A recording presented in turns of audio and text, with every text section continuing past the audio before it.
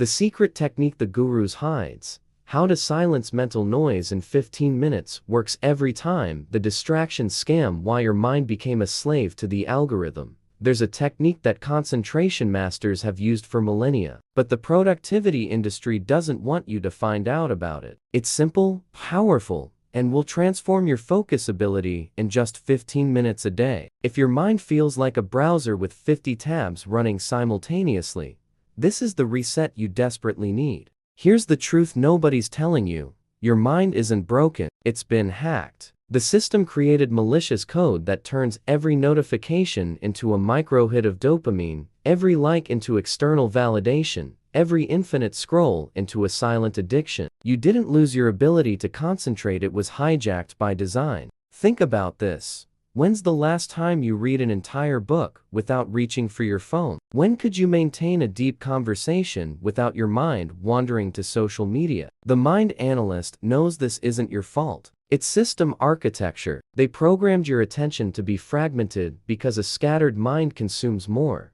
buys more, gets distracted from real problems. The revolution starts when you recognize the malicious code running in the background of your consciousness. Every time you feel that itch to check Instagram in the middle of an important task, that's the distraction malware executing its programming. Every time you feel anxious without your phone nearby, that's digital dependency showing its claws.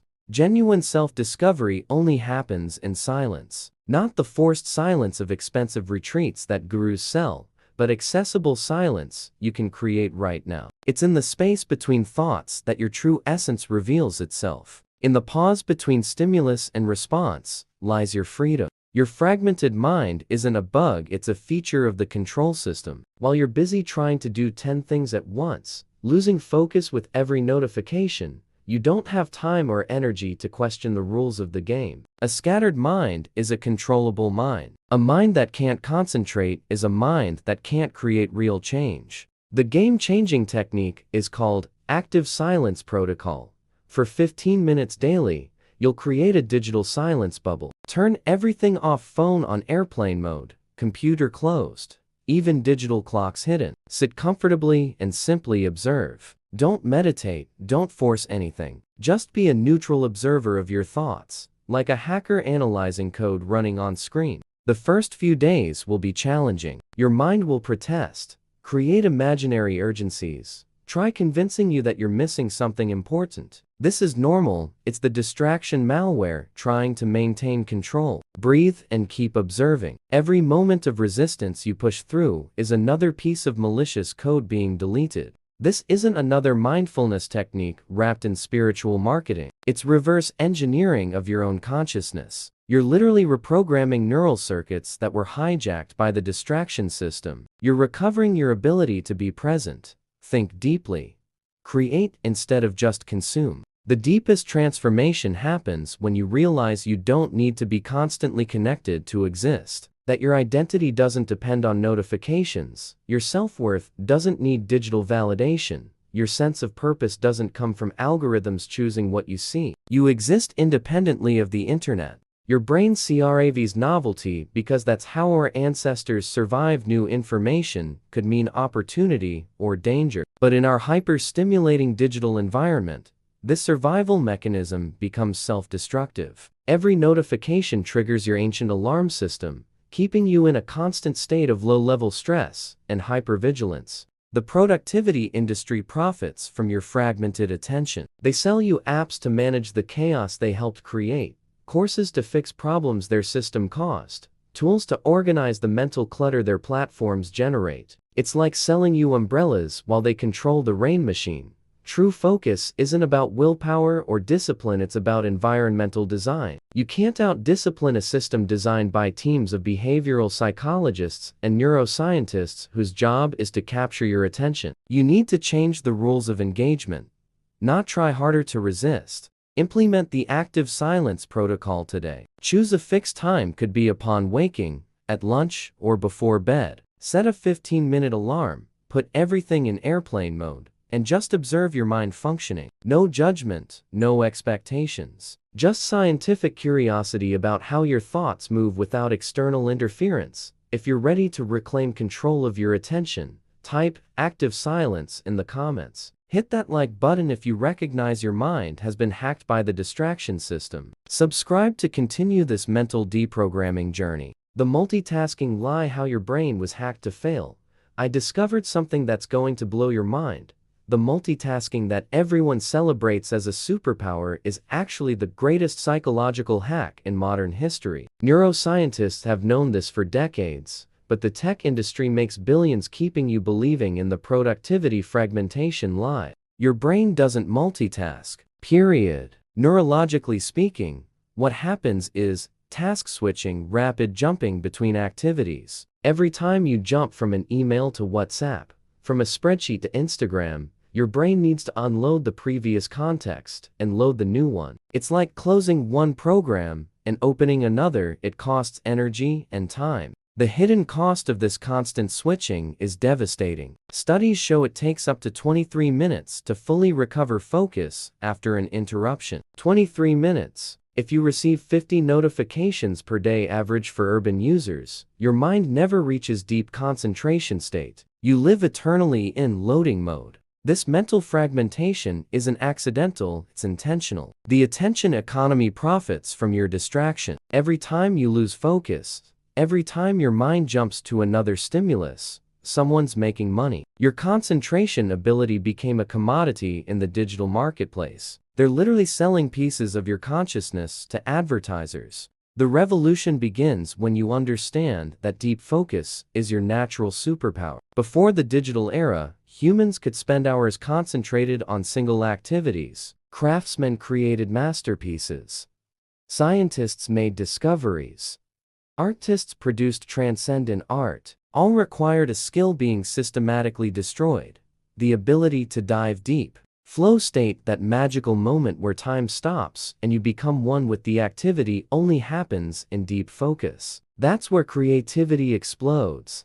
Innovative solutions emerge, where you produce work that actually matters. But the notification system made flow almost impossible. How can you enter flow if your mind gets interrupted every 6 minutes? Modern anxiety and depression have direct correlation with attention fragmentation. A mind that can't fix on anything, that lives jumping from stimulus to stimulus, develops neurological patterns similar to anxiety disorders. You're not going crazy, you're naturally reacting to a digitally toxic environment. Here's the protocol to recover your focus: deep concentration blocks. Instead of trying to do everything simultaneously, you'll work in time blocks dedicated to single tasks. Start with 25 minutes basic Pomodoro, but the goal is reaching 90-minute blocks of uninterrupted concentration. During these blocks, everything gets turned off. Phone on airplane mode, notifications disabled, internet blocked if necessary. It's you, your mind, and the task. Initially, it'll feel uncomfortable. Your brain was conditioned to seek distractions. Resist. Every moment of resistance strengthens your concentration circuits. Magic happens around the 15-minute mark. That's when your mind stops looking for escapes and dives into the activity. The first minutes are always hardest. That's digital withdrawal manifesting. After that, you enter a productivity zone that will surprise you. Monitor your work quality during these blocks versus fragmented work. You'll discover you can produce in 90 minutes of deep focus what previously took an entire day of interrupted work. It's not just more efficient, it's infinitely more satisfying. There's genuine pleasure in using your mind at maximum capacity. The smartphone industry uses intermittent variable reinforcement, the same psychological principle that makes slot machines addictive. You never know when that next notification will bring something interesting, so your brain stays in constant anticipation mode. Breaking this cycle requires conscious intervention.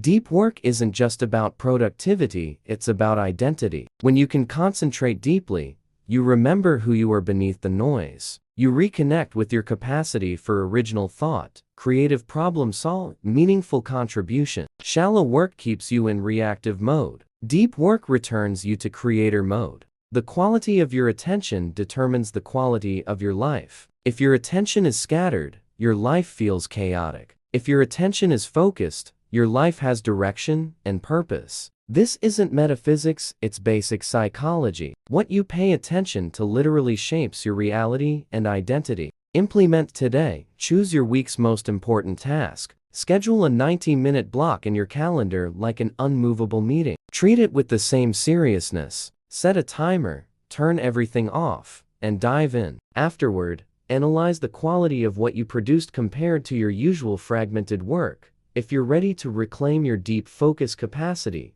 type extreme focus in the comments. Like if you recognize multitasking as a mental virus. Subscribe to learn more cognitive deprogramming techniques. The emptiness of 1,000 connections. Why you feel lonely even online. Shocking revelation. The most connected generation in history is also the loneliest. We have more friends than any human ever had, more communication methods than any civilization created. Yet, the loneliness epidemic reaches pandemic levels. The problem isn't lack of connection, it's an excess of empty connections.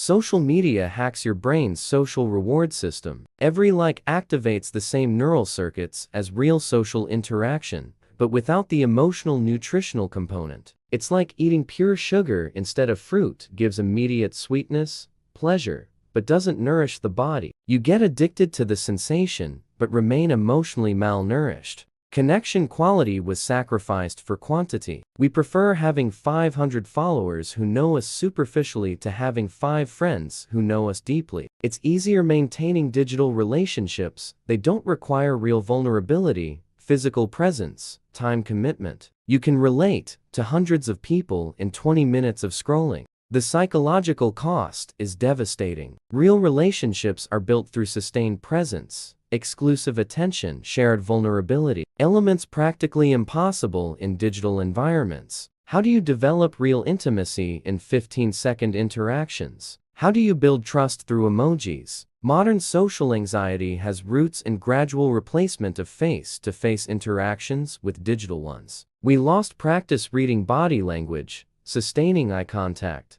navigating comfortable silences. When we finally meet in person, we feel discomfort. Our real social fluency atrophied. Here's the truth nobody wants to admit. You can have thousands of followers and still feel invisible. Can receive hundreds of likes and still feel rejected. Can be constantly chatting online and still feel misunderstood. Digital connection creates an illusion of intimacy without the nutritious substance of real intimacy. The protocol for authentic connections starts with relationship diet.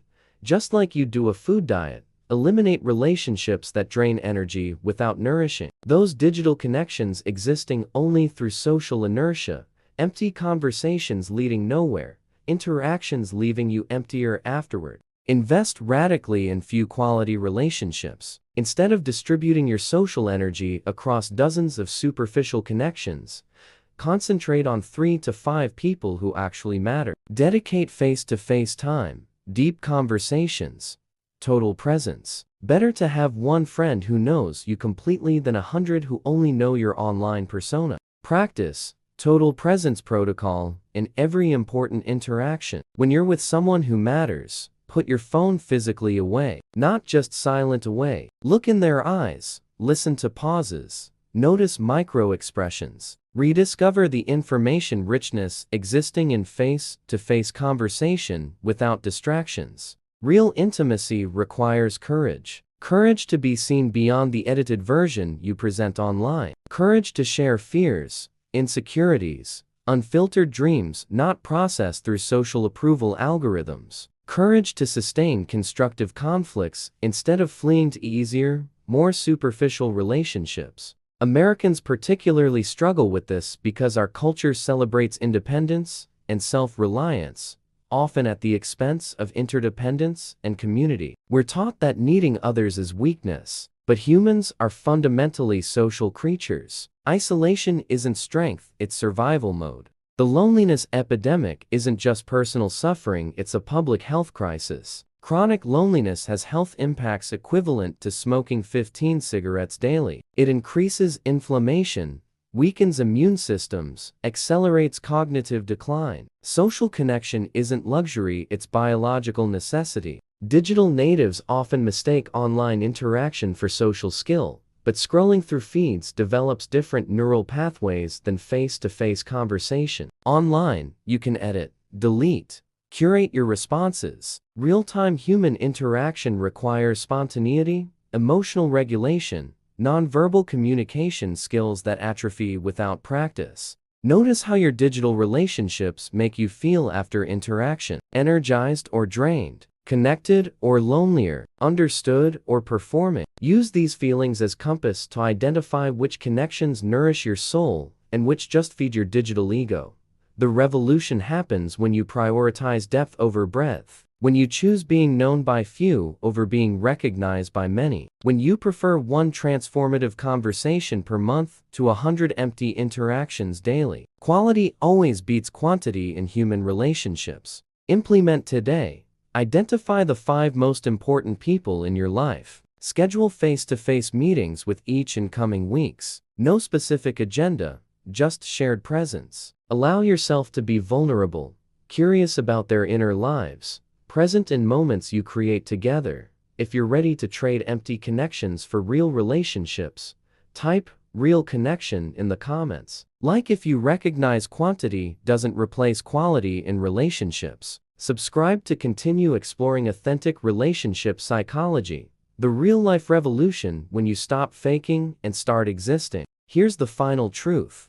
The entire system was designed for you to live performing instead of living. Since childhood, you learn there's an acceptable version of yourself to present to the world, while your real essence stays hidden backstage. This internal division is the root of all modern anxiety, depression, and emptiness. The personal development industry sells increasingly sophisticated masks in the name of improvement. They teach you to optimize your performance instead of discovering your authenticity. Make you believe you need to be fixed, improved, upgraded. But what if the problem isn't that you need changing, but that you need to stop pretending to be someone else? Authenticity isn't a destination, it's an ongoing process of alignment between who you are and how you live. Every time you act against your genuine nature to please others, you create cognitive dissonance. Every time you say yes when you want to say no, every time you laugh at jokes you don't find funny, each small self-betrayal accumulates internal tension. The price of inauthenticity is devastating. You develop anxiety because you're constantly monitoring whether your performance is convincing. You develop depression because you feel nobody really knows you after all. You're not showing who you really are. You feel empty because you're disconnected from your internal source of energy and direction. Society programs you to seek external success, money, status, recognition, power. But authentic success is different. It's feeling like you're living aligned with your deepest values, expressing your natural gifts, contributing in ways that resonate with your essence. It's waking up every day knowing you're being yourself. American culture particularly struggles with authenticity because of the American dream mythology. We're taught that anyone can become anything through hard work, but this often translates to you should become what's most profitable or prestigious, not discover and express who you naturally are. Here's the final protocol: authenticity audit.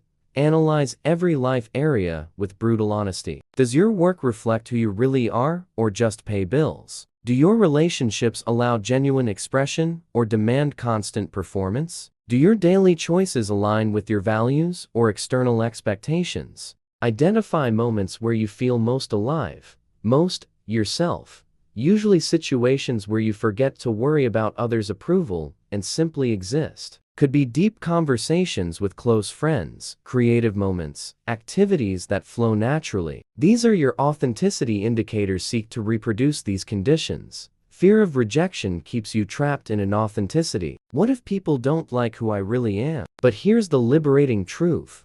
People who can't handle your authenticity weren't your people anyway. You're filtering incompatibilities, not losing valuable relationships. Start small. Choose one life area where you can be more authentic without major consequences. Maybe expressing a genuine opinion in casual conversation, or wearing clothes you actually like instead of what you should wear. Notice how it feels being more yourself, even in small doses. Courage for authenticity develops gradually. Each small act of genuine expression strengthens your capacity for larger ones. It's like exercising a muscle: starts painful, but gets stronger with practice. Eventually, eating authentically becomes more natural than performing. The deepest transformation happens when you realize you don't need to be perfect to be loved, that your imperfections, quirks, flaws are part of the complete package that is you, that trying to be an improved version of yourself is actually betraying your uniqueness.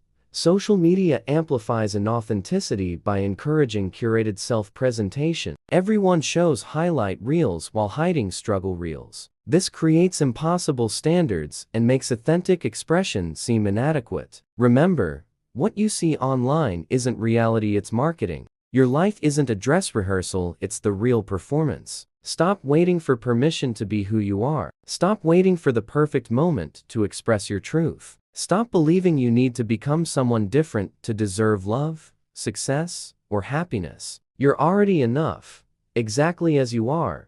The most successful people aren't those who perfected a fake version of themselves, but those who discovered and expressed their authentic gifts. Authenticity isn't weakness, it's the ultimate competitive advantage, because nobody can compete with your genuine uniqueness. Final implementation.